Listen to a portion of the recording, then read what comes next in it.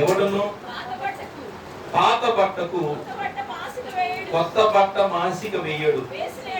వేసిన ఎడల ఆ మాసిక బట్టను వెలితిపరచును, చినుగు మరి ఎక్కువగును. మరియు పాత తిత్తులలో కొత్త ద్రాక్షారసము పొయ్యరు. పోసిన ఎడల తిత్తులు పిగిలి ద్రాక్షారసము కారిపోవును, తిత్తులు పాడగును. అయితే కొత్త ద్రాక్షారసము కొత్త తిత్తుల్లో పోయిదురు. అప్పుడు ఆ రెండును చెడిపోక ఉండునని చెప్పాను. చిన్న ప్రార్థన. మహాపరిశుద్ధుడా, కృప కలిగిన తండ్రి, ఈ పరిశుద్ధమైన పాదాలకు మరొకసారి వందనాలు. ఇంతవరకు నేను స్తుతించుటకు గణపరచుటకు నాయన మా ప్రియ బిడ్డలకు మీరు ఇచ్చినటువంటి గొప్ప అవకాశాన్ని బట్టి నీకు స్తోత్రాలు తండ్రి. ఈ సంవత్సరము చివరి రోజు చివరి గంటలో మేము ఉండగా తండ్రి, బిడ్డలు నాయన నీ వాక్యం వినడానికి వచ్చి ఉండగా వినగలిగిన చెవులు, అర్థం చేసుకునే మనస్సును మీరు దయచేయండి. అలాగే ఈ స్థలంలో నిలబడి నీ మాటలు అందించడానికి నేను అయోగ్యుడును, ఎందుకు పనికిరాని వాడను ప్రభువా. ఈ సులువ చాటు నన్ను మరుగుపరుచుకొని ఈ రాజ్య మహిమార్థమే నన్ను వాడుకోమని యేసు నామములు అడిగి వేడుకుంటున్నాను తండ్రి, ఆమేన్. అందరికీ వందనాలు.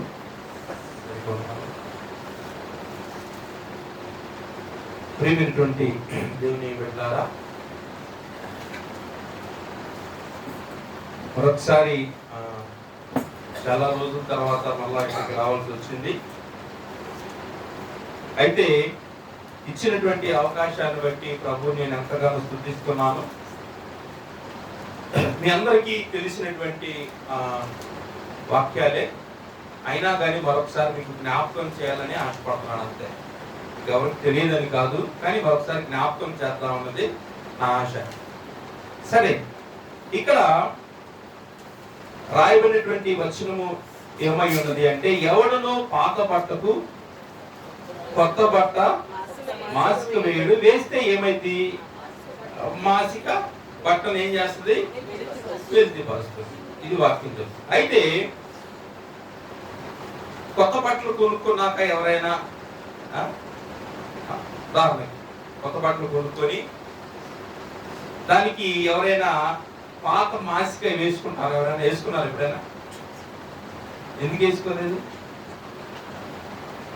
ఎప్పుడైనా మీరు కొత్త బట్టలు కొనుక్కొని ఒకసారి ట్రై చేసి చూడండి.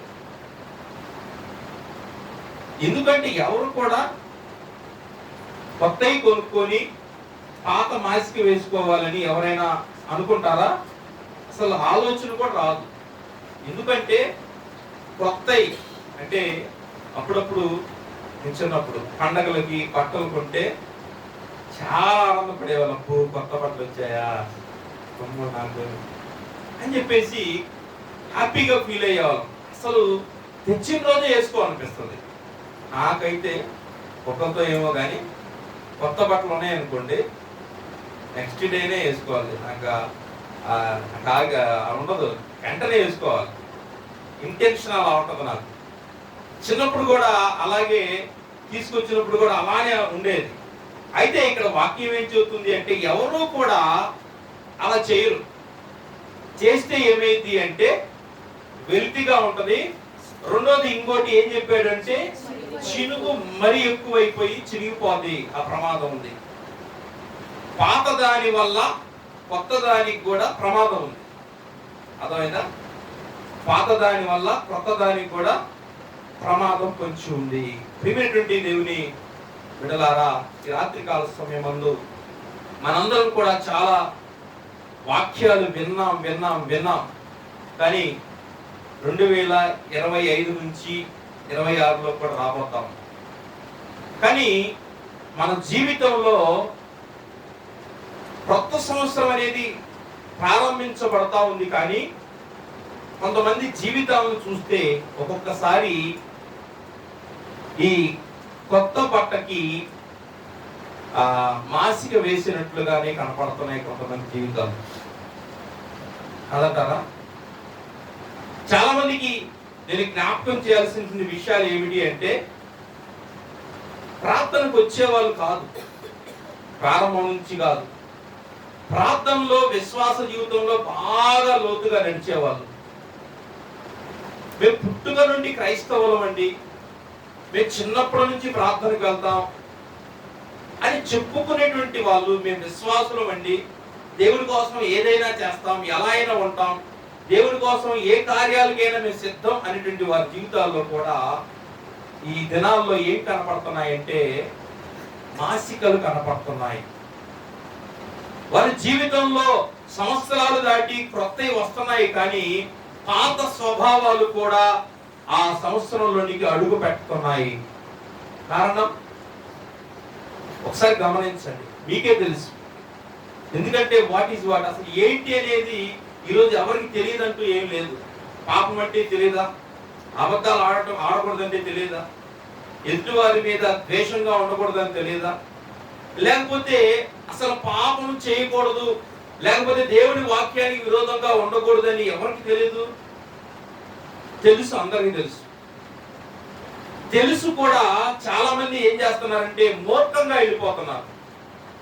ఎందుకు? అన్ని తెలిసి కూడా చాలా మంది ఎలా తయారైపోతున్నారంటే మూర్ఖంగా మారిపోతున్నారు. మాకు తెలుసులే ఈ భక్తి, మాకు తెలుసులే, మేము చెయ్యని భక్తి కాదు, మేము చూడనటువంటి వ్యక్తులు కాదు, మాకు తెలియని ఏం కాదు అని చాలా మంది అలా దొల్లించుకుంటూ వెళ్తున్నారు. నీ జీవితంలో సంవత్సరం కొత్తది వస్తుంది, కానీ పాత స్వభావం కూడా నీతో పాటు వస్తుందని ఒకసారి గుర్తుపెట్టు. కొత్త బట్టలు వేసుకుంటే నీకు ఎంత సంతోషమో, కొత్తది అనేది నీ జీవితంలోనికి వచ్చినప్పుడు నీకు ఎంత ఆనందం కలిగిద్దో, ఒక కొత్తగా ఉద్యోగం వచ్చినప్పుడు, లేకపోతే కొత్తగా బట్టలు కొనుక్కున్నప్పుడు, లేకపోతే ఏదైనా కానీ నీ జీవితంలో కొత్తది అనేది ఒకటి ప్రవేశించినప్పుడు నీ జీవితంలో ఎంత ఆనందం ఉంటుంది, ఉంటుందా? హ్యాపీగా ఉంటుందిగా. కానీ దానితో పాటుగా నువ్వు పాత దాన్ని కూడా తీసుకొస్తే హ్యాపీనా, సంతోషమేనా? ప్రియమైనటువంటి దేవుని బిడ్డలారా, ఈ రాత్రి కాల సమయమందు ప్రభు మాట్లాడుతున్నాడు మనందరి జీవితాల్లో. నీ జీవితం ఎలా ఉందో నాకు తెలియదు, నీ పరిస్థితులు ఎలా ఉన్నాయో నాకు తెలియదు, కానీ నువ్వు ఎలా ఉన్నావు అన్నది ఇంపార్టెంట్. సంవత్సరాలు దొల్లుతూ ఉండగా పాత స్వభావం నీ జీవితంలోనికి ప్రవేశిస్తుందా? లేదు అంటే దేవా ఇదిగో నా జీవితంలో ఇంకా చాలు, గతించిన కాలం ఇంకా చాలు, గతించింది నా జీవితంలో చాలు, ఇంకా నేను మారతాను, కొత్తది నా జీవితంలోనికి రాబోతుండగా నా ఆలోచన విధానాన్ని మార్చుకుంటా, నా పనుల విధానాన్ని నేను మార్చుకుంటా, నా అంతరంగంలో శుద్ధతను నేను కలుగు చేసుకుంటానని మనము దేవుని సన్నిధిలో కమిట్మెంట్ తీసుకోవాలి. తీసుకోకుండా ఎవరైపోగానే ఏమంటే హ్యాపీ న్యూ ఇయర్ చెప్పుకోవటం, హ్యాపీ న్యూ ఇయర్ చెప్పుకోవటం. క్రైస్తవులైనటువంటి వారు ఎలా ఉన్నారు అంటే, చాలా మంది ఇప్పుడు చాలా బాధ కలిగేటువంటి విషయాలు ఏంటంటే, ప్రార్థనకు వచ్చేటువంటి వారందరూ ఆ చర్చి ముందే డీజేలు పెట్టుకోవటం. చర్చి లోపల ప్రార్థన జరుగుతుంది, చర్చి బయట డీజేలు పెట్టుకొని డ్యాన్సులు వేస్తున్నారు. తల్లిదండ్రులు చెప్పలేకపోతున్నారు పిల్లలకి, ఎందుకంటే వాడు తల్లిదండ్రుల మాట ఎట్టంటాడు, వాళ్ళ అమ్మ వాళ్ళ నాన్న చెప్పిన మాటలు ఏంటో. ఎందుకంటే టెంప్టేషన్ లో వాళ్ళు ఏది కూడా అంటారు అవసరమైతే.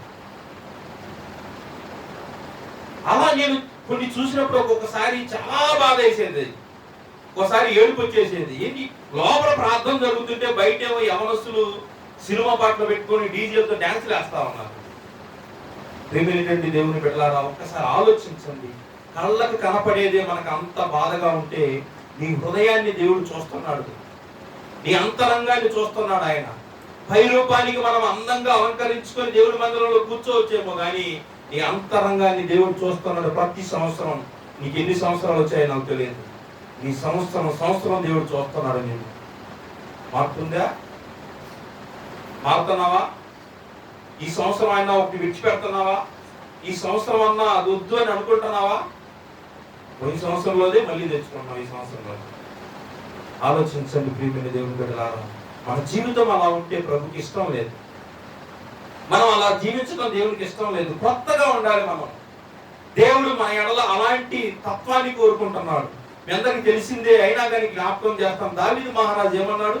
51వ కీర్తనలో తీద్దామా? 51వ కీర్తన ఒకసారి జ్ఞాపకం చేస్తాం. తీయండి.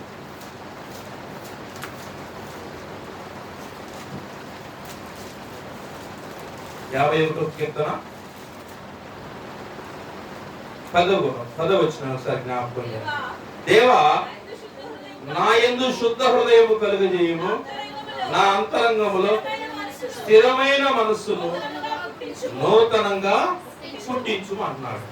సరే, ఎందుకంటున్నాడు అంటే దావీదు మహారాజు పాపము చేసిన తర్వాత ఏమండి తన మనస్సాక్షి చెడిపోయింది.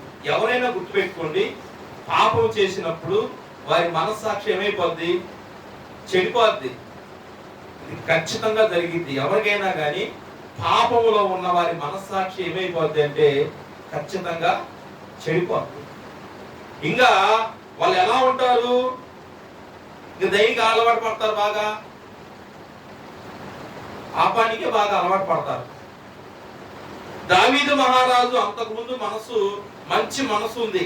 ఎప్పుడైతే పాపం చేశాడో తన మనసుని పాడు చేసుకున్నాడు. దేవుణ్ణి అడుగుతున్నాడు. ఏమని అడుగుతున్నాడు అంటే, అయ్యా నాకు శుద్ధ హృదయం కావాలి, స్థిరమైన మనస్సు కావాలి, నాకు అటు ఇటు కదిలేది వద్దు, లోకంలో ఉన్న వాటిని చూసి లేకపోతే ఇంకేదో చేసి నీ సన్నిధి నుంచి దూరం అయ్యేటువంటి విషయాలు నాకు వద్దు, స్థిరంగా నేను నిలబడాలి. నా జీవితంలో ఎన్నైనా రాని, ఏదైనా జరగని, ఎలాంటి టెంప్టేషన్ రాని, ఎలాంటి నష్టం జరిగినా కానీ నాకు స్థిరత్వం కావాలి, స్థిరమైన మనసు కావాలి.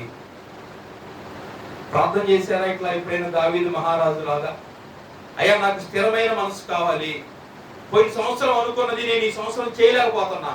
చాలా మంది మనం అనుకుంటాం ఈ సంవత్సరం రాగానే మనం ఏం చేయాలి? బాగా ప్రార్థన చేసుకోవాలి అనుకుంటాం. ఈ సంవత్సరం రాగానే బైబిల్ బాగా చదవాలి అనుకుంటాం. ఈ ఇయర్ రాగానే మనం ఏం అనుకుంటాం? చర్చికి ఒక్క రోజు కూడా ఆబ్సెంట్ కాకుండా. ఎవరు వచ్చారు? 2025లో ఒక్క రోజు కూడా నేను మిస్ కాకుండా దేవుని మందిరానికి వచ్చాను అన్న వాళ్ళు ఎవరు?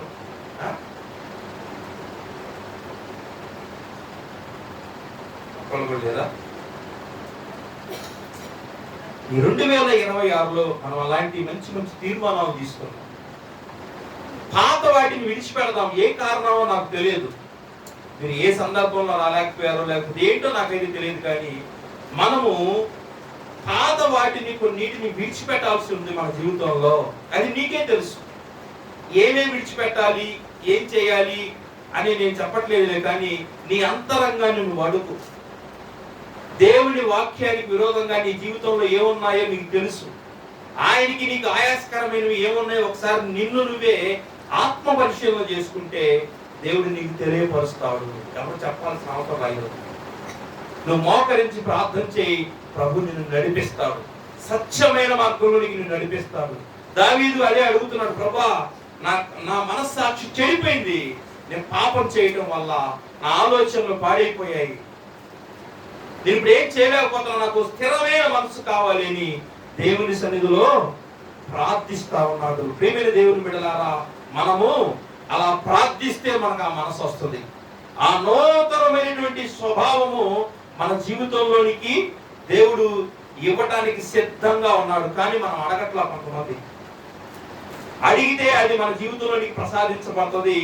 అయితే నేను ఇప్పుడు మనం చదివినటువంటి వాక్యాన్ని మరొకసారి నేను జ్ఞాపకం చేస్తాను. వాక్య భాగంలోనికి వద్దాం. చూడండి ఏమంటున్నాడంటే, ఆ చినుకు మరి ఎక్కువగును. ఎక్కువైపోయి ఏమైపోద్దండి? చినుకు మరి కొద్దిగా ఎక్కువైపోయి ఎట్లా కనపడింది? బాగా నీటి కనపడితే చండాలంగా కనపడింది. పాపం అనేది నీ జీవితంలోనికి ప్రవేశిస్తే అర్థమైందా? నీ జీవితం ఎలా కనపడింది? సుందరంగా ఉంటుందా? అవునండి. పాపం చేసే వాళ్ళు పిలిచి కిరీటం పెడతారా? పొగులుతారా? ఎలా ఉంటది అంటే అది నీ జీవితంలో నీకు వెలితిగానే ఉంటది. అది నీ జీవితంలో ఎలా ఉంటుంది అంటే నీకు ఒక చూడడానికి అందంగా కనపడదు. డ్రెస్ వేసుకుంటే ఎంత నీట్గా ఉంటే అదే చిరిగిపోయింది వేసుకుంటే కంఫర్ట్గా ఉంటారా? ఉండలేరు. అలానే ఉంటది మన జీవితం కూడా. గుర్తుంచుకోండి ప్రియమైనటువంటి దేవుని బిడ్డలారా, మనం ఈ రాత్రి కాల సమయంలో వాటిని జ్ఞాపకం చేస్తున్నాం. మరి అయితే ఇంకొక మాట అంటున్నాడు, మరియు పాత తిత్తులలో కొత్త ద్రాక్షారసం పోయరు, పోసిన ఎడల తిత్తులు కూడా పిగిలి ద్రాక్షారసం కారిపోవును, తిత్తులు పాడవును. అయితే కొత్త ద్రాక్షారసము కొత్త తిత్తుల్లో మాత్రమే పోయాలి అని చెప్తున్నాను. అయితే గమనించాల్సినటువంటి విషయం ఏమిటంటే, ఇది తెలిసిన మాట అయినా కానీ ఒక చిన్న ఉదాహరణ మీకు జ్ఞాపకం చేస్తాను. వీళ్ళు చాలా మంది నైట్ అన్నం వండేశారు అనుకో, కడగల గిన్నె కడగకుండానే పొద్దున్నే మళ్ళా చక్కచక్క క్యారేజ్ పెట్టాలి అనుకో, వంట సిద్ధం చేయాలనుకో, ఆ గిన్నె శుభ్రం చేయకుండానే వంట వండేస్తారా? ఏం చేస్తారు? ఏమైతే చేయకుండా పాడైపోతుంది. అర్థమైందా? కారణం ఏమిటంటే, పాపం అనేది నీ జీవితంలో కొద్దిగా ఉన్నా మంచిలోనికి వచ్చినప్పుడు మొత్తం ఏమైపోద్ది? మొత్తం కూడా పాడైపోద్ది, మంచిది కూడా పాడైపోద్ది. ప్రియమైనటువంటి దేవుని బిడ్డలారా, ఇది ఒక్కటే గుర్తుపెట్టుకోండి. మన జీవితంలో కొత్త సంవత్సరంలోనికి నువ్వు పాపాన్ని కూడా తీసుకొని వచ్చావంటే కొత్తది కూడా ఏమైపోద్ది? పాడైపోద్ది. ఇది గుర్తుపెట్టుకోవాల్సిన విషయం. పాడు చేద్దామా? కొత్తదానిగా ఉంచుతామా? సార్ మిమ్మల్ని మీరే ఆత్మ పరిశీలన చేసుకోండి. కొత్తగా ఉంచుదామా, పాడు చేద్దామా? నీ చాయిస్, నీ ఇష్టం, నీ జీవితం, నీ లైఫ్, నీ ఆలోచన, నీ ఇష్టం. నీకు ఎలా నచ్చితే అలా ఉండు. కానీ దేవుడు అంటున్నాడు ప్రకటన గ్రంథంలో ఒకే ఒక్క మాట నేను మీకు జ్ఞాపకం చేయదలిచాను. ప్రకటన గ్రంథం చివరిగా ఒకే ఒక మాట నేను మీకు జ్ఞాపకం చేస్తాను.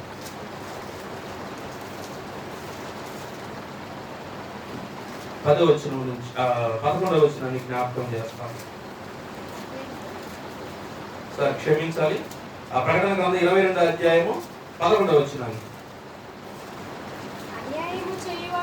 అన్యాయము చేయువాడు ఇంకను అన్యాయమే చేయనిమ్ము, అపవిత్రుడైన వాడు ఇంకను అపవిత్రుడుగానే ఉండనిమ్ము, నీతిమంతుడు ఇంకను నీతిమంతుడుగానే ఉండనిమ్ము, పరిశుద్ధుడు ఇంకను పరిశుద్ధుడుగానే ఉండనిమ్ము.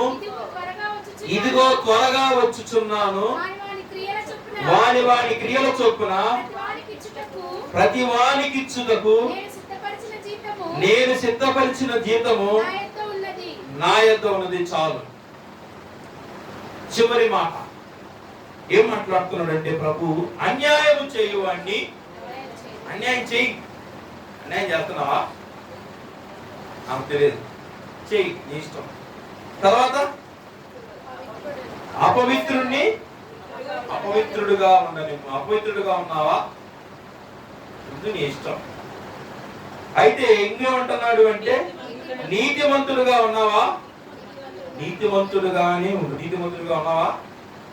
అలానే ఉండు.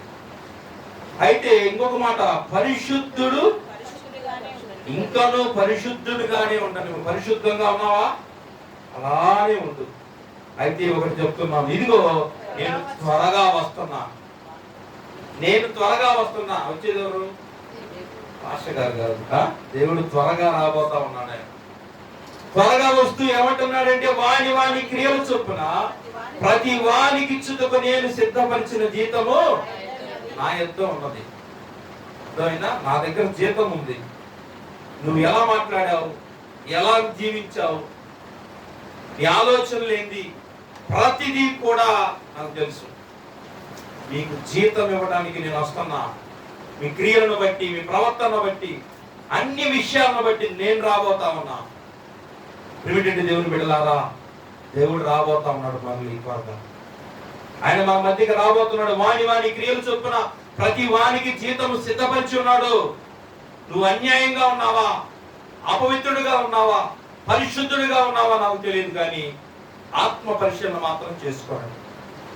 అన్యాయంగా ఉంటే ఆయన ఏమంటున్నాడు? నీ ఇష్టం అయ్యా, అన్యాయంగానే ఉండు. నీకు అదే ఇష్టం, అదే బాగుంది, నీకు దాంట్లోనే సుఖంగా ఉంది అంటే అపవిత్రుడిగానే ఉండు. నిన్ను ఎవరు కాదన్నారు? చాలా మందికి ఎన్నిసార్లు చెప్పినా నీకేం పని నాతో, మాకు తెలియదా? నాకు తెలియదా అని అంటారు, చాలా మంది అంటారు. కానీ ఒక మాట జ్ఞాపకం చేస్తాను, నీ ఇష్టం, నీ ఇష్టం. వాని క్రియలు చొప్పున జీతం ఇవ్వడానికి ఆయన రాబోతా ఉన్నాడు. ఇది గుర్తు పెట్టుకోండి అందరూ. మనందరినీ కూడా దేవుడు చూస్తున్నాడు. మనం నిలబడటం, లెగవటం, రైంకెలు వేయటం సమస్తం ఆయన చూస్తున్నాడు తన కన్నుల ద్వారా. ఆయన దృష్టి యొక్క మనం ఏమీ కూడా దాచలేము. ప్రిమిటెంట్ దేవుని బిడ్డలారా, ఈ రాత్రి కాల సమయం అందు అదే మనం గుర్తుంచుకోవాలి. ఈ గడిచినటువంటి 2025లో నువ్వు ఎలా ఉన్నావు, ఏం మాట్లాడావు, సంవత్సరం అంతా ఏమేం చేశావు, సమస్తం అంతా ఆయన చేతిలో ఉంది. అర్థమైందా? ఆయన నీకు జీతం ఇస్తాడు ఒక టైంలో. అందుకని కొత్త సంవత్సరం రావడానికి ఎంతసేపు ఉంది? కొద్దిసేపు మాత్రమే ఉంది. కొత్తది అనేది మన జీవితంలోనికి ప్రవేశించబోతుండగా అన్ని విషయాల్లో మనం కొత్తదనాన్ని పొందుకోవాలి. మన ఆలోచన విధానం మారాలి, మన నోటి మాట మారాలి, మన చేతి పనులు మారాలి. ప్రతిదీ కూడా కొత్త కార్యాల కొరకు మనం ప్రాకులాడాలి. దేవుడు కోరుకునే విధానం అది. మన జీవితంలో ఎందుకు మరొక సంవత్సరాన్ని ఇస్తున్నాడు అంటే, నీకంటే గొప్పవారు లేరు, నీకంటే అందచందములు కలిగిన వారు, పేరు ప్రఖ్యాతలు కలిగిన వారు చాలా మంది ఈ 2025లో వెళ్ళిపోయారు. కానీ నీవు నేను ఉన్నాము అంటే దేవుడికి ఒక ప్రణాళిక, ఒక ఉద్దేశం ఉంది నీ పట్ల. నిన్ను బ్లెస్ చేయాలని ఉంది ఆయన, నీకు దీవెనలు ఇవ్వాలని ఉంది, నీ పట్ల గొప్ప కార్యాలు చేయాలని ఉంది ఆయనకి. కానీ మనం ఏం చేస్తున్నామంటే ఆ దీవెనలు, ఆశీర్వాదాలు పొందుకోలేకపోతున్నాం చాలా మంది. ఎందుకంటే మన ప్రవర్తన, మనం దేవుని ఎదుట చేసినటువంటి పనుల విషయంలో దేవుని ఆశీర్వాదాలను మనము పొందుకోలేకపోతా ఉన్నాం. పరిశుద్ధత లేకపోవటం వల్ల, అపవిత్రంగా ఉండటం వల్ల దేవుని కార్యాలను మనము చూడలేకపోతా ఉన్నాం. ప్రియమైనటువంటి దేవుని బిడ్డలారా, గుర్తుంచుకోండి. నేను నా వాక్యాన్ని ముగించబోతా ఉన్నాను. చెప్తున్నాడు ఆయన, నేను త్వరగా రాబోతా ఉన్నాను. త్వరగా వచ్చి వాని క్రియలు చొప్పున ప్రతి వానికి నేను జీతం ఇవ్వబోతా ఉన్నాను. కాబట్టి మీరందరూ కూడా సిద్ధపాటు కలిగి ఉండండి. చివరి మాటగా ఆయన అంటున్నాడు, ఏమంటున్నాడంటే ఆ రెండును కూడా మళ్ళా పాఠ్యభాగంలోనికి మత్తయి సువార్త 9వ అధ్యాయంలో ఏమంటున్నాడంటే, అప్పుడు ఆ రెండును చెడిపోక ఉండునని చెప్పాను. ఏదైనా కానీ మన జీవితంలోనికి క్రొత్తగా ఉంటేనే అందరికీ ఆశీర్వాదకరం. పాత స్వభావాలు, పాత ఆలోచనలు, పాత విధానాలు మన జీవితంలో వదిలేసేయాలి. అర్థమైందా? పాత దాన్ని అంతే పట్టుకొని వచ్చారనుకోండి, ఏమైపోద్ది?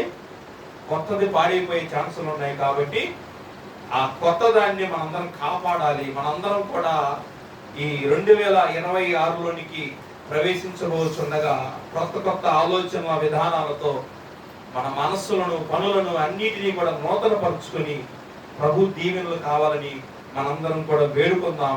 దయచేసి ప్రార్థన చేద్దాం. కొద్ది నిమిషాలు ప్రార్థన చేద్దాం. వాక్య నిమిత్తం విన్నటువంటి వాక్యాన్ని కొద్ది